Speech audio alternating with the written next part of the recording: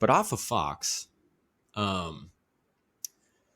someone who's just seems like since basically maybe November started, just has just been playing excellent game after excellent game is Domantas Sabonis.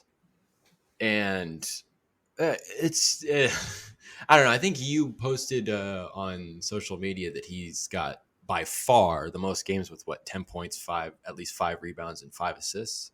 10 points, 10 rebounds, 5 assists. So yeah. he leads the league right now. As of right now, this is Monday afternoon. So he has 12 of those such games, followed by Jokic with 11, Giannis and Doncic with 7, and then I believe Embiid and Josh Giddey with 6. So, I mean, that's a good little stat line to lead with. He really does it all.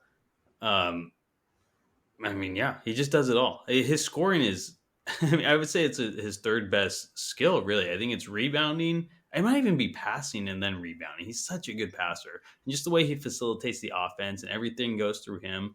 And just when he's off the floor, you can just feel everything like, oh, God, like, let's get Sabonis back in here because we need some offense going. It gets a little stagnant without him.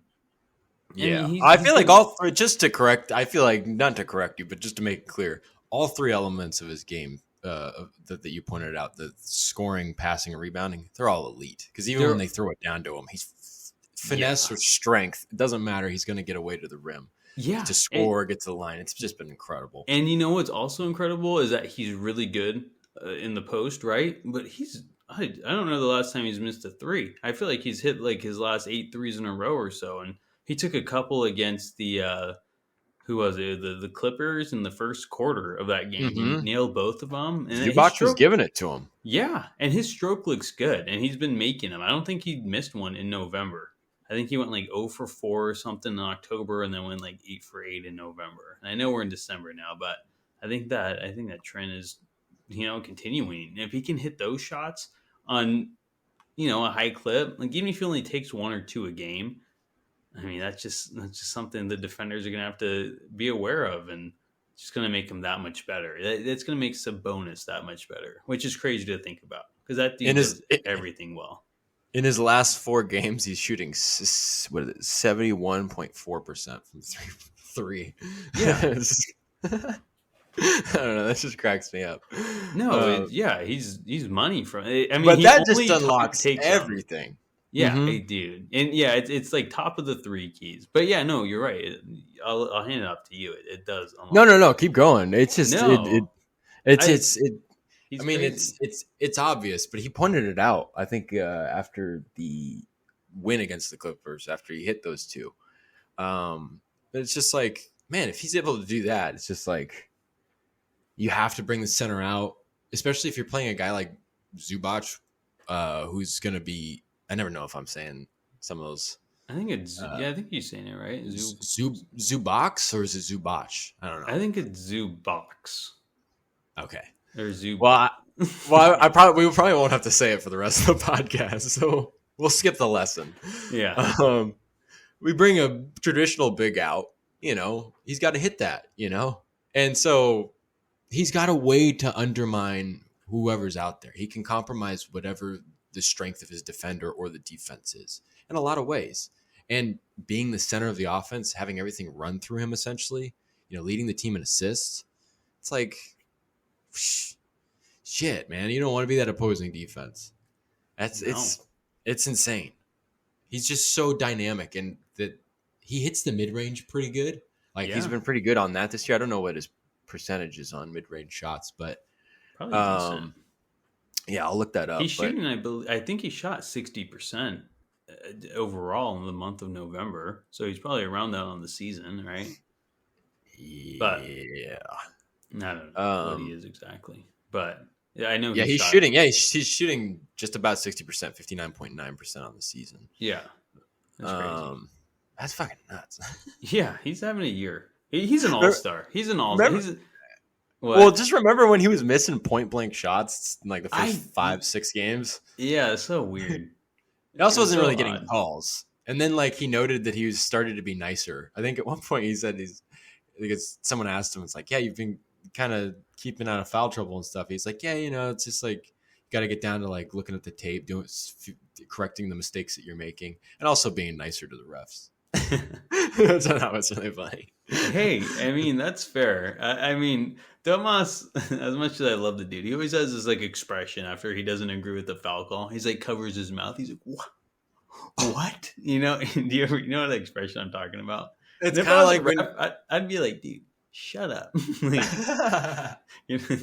Like I was an umpire in little league, I was little league, whatever. But it's like, like I'm a human. Like you're gonna yell at me? Like you think you're getting that call now? Like no.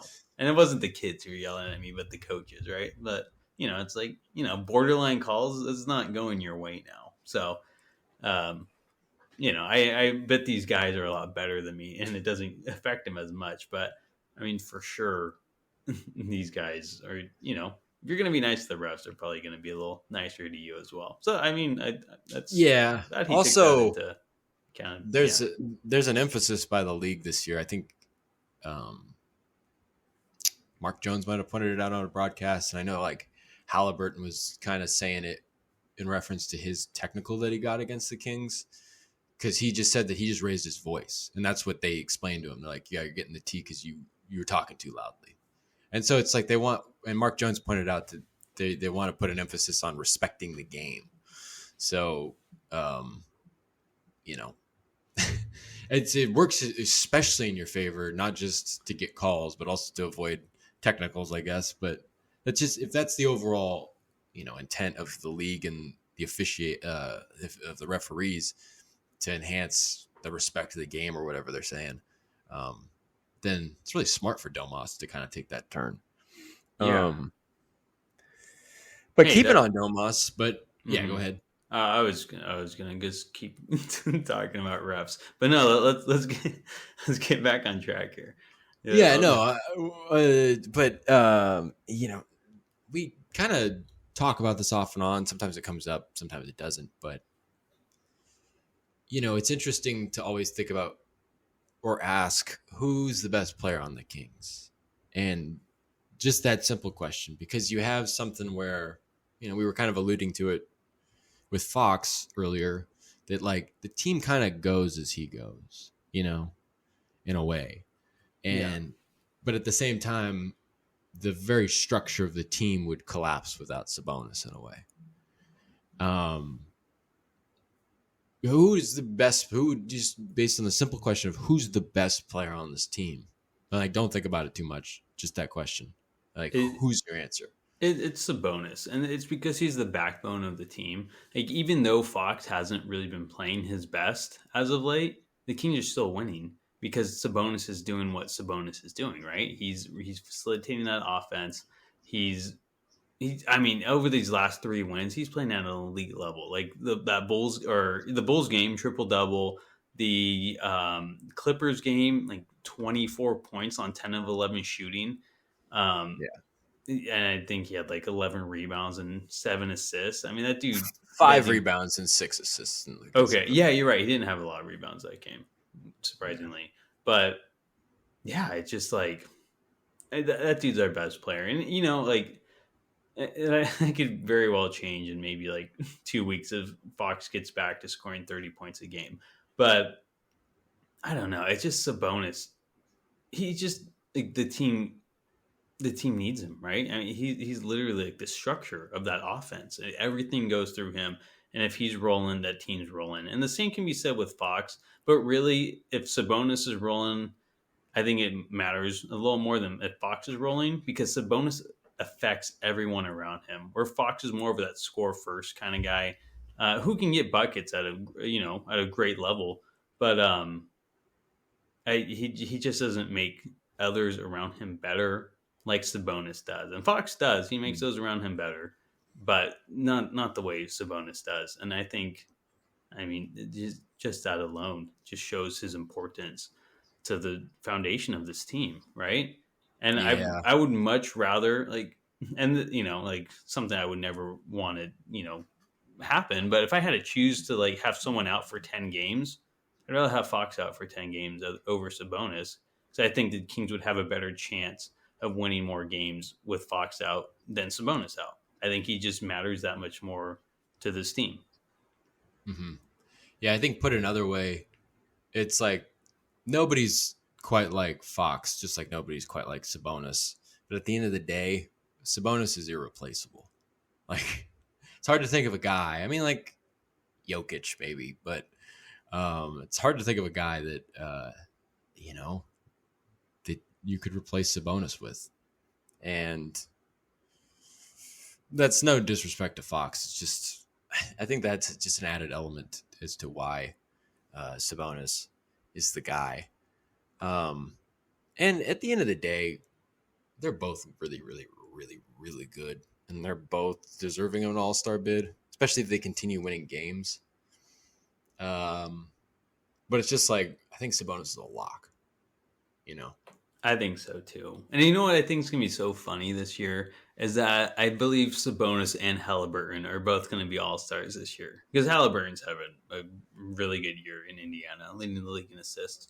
I don't mean to transition to him, and I'm not going to, but I just think it's. Oh, we could.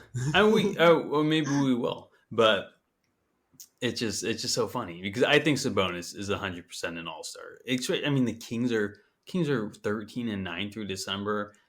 And I mean, we have a tough little 6-game road trip coming up, but I think they can still keep winning. They look legit. I don't think these wins are by accident and like they're 13-9. We'll see how they are in January. I think this team's they're gonna keep it up. I don't know if they're gonna be as high as the 5th or 4th seed, whatever they're in right now, maybe all year long. But I mean they're playing like a team that's gonna stay in those top 8 seeds for sure. And I mean that at least gets Sabonis as an All Star for sure because Sabonis is going to keep it up all year. He's going to stay at least consistent.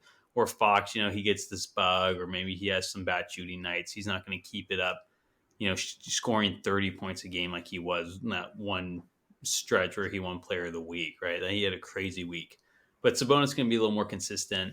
I think if you had to choose between Fox and Sabonis is your All Star. And like I said, I think Halliburton's going to be an all star too. So it's just kind of funny, like what a trade, really. Yeah. Well, both Halliburton and Sabonis would represent why their teams are succeeding. Yeah, exactly. Which expresses not everybody, unfortunately, but what a lot of people have been saying, which is it was mutually beneficial to both teams to basically the same degree. The Kings are like. You saw them play. The Kings are a better team than the Pacers. But in the long run, Halliburton will really pay off. So it's just like at the end of the day, it's just like, but that doesn't produce the storylines or the headlines, I guess, if they both benefit. There's got to be a winner and a loser, I guess.